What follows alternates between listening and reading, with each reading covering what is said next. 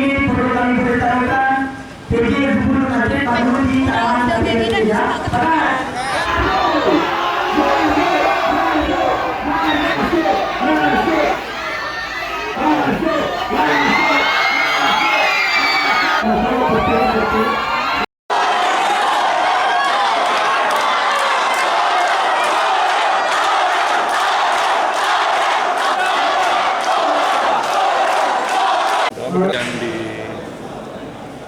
dimunculkan oleh mahasiswa ini adalah isu yang juga sedang ditangani oleh pemerintah Aceh.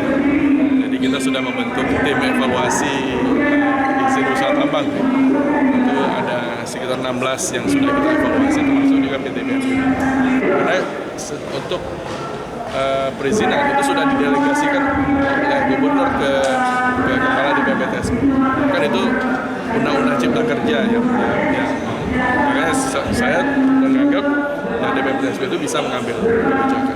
Nah, terkait dengan PT BMU, kita sudah punya banyak temuan karena kita evaluasi di sana. Nah, tinggal sekarang temuan itu akan kita lihat regulasinya bagaimana. Kalau memang ada pelanggaran, sanksi menurut regulasinya apakah ada kesempatan ataupun tidak.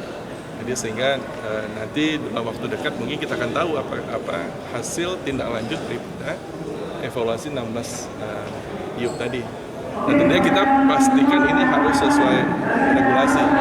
Kenapa? Yang pertama adalah karena memang itu kewajiban kita untuk tegak lurus aturan, dan itu memang pesan dari Pak Gubernur untuk tegak lurus aturan.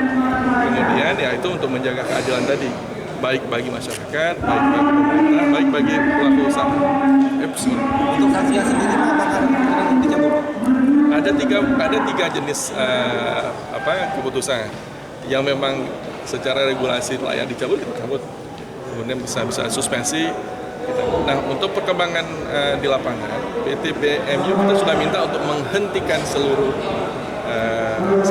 aktivitasnya, dan sudah ada surat dari mereka menghentikan sampai nanti keluar apa yang menjadi keputusan pemerintah yang tiga tadi itu. Nah, temuan yang dimaksud itu apakah kemudian selaras Pak? Ya, ada yang selaras, dan nanti kita akan sebutkan di dalam surat itu salahnya apa, ininya apa, sehingga mereka akan dikenakan.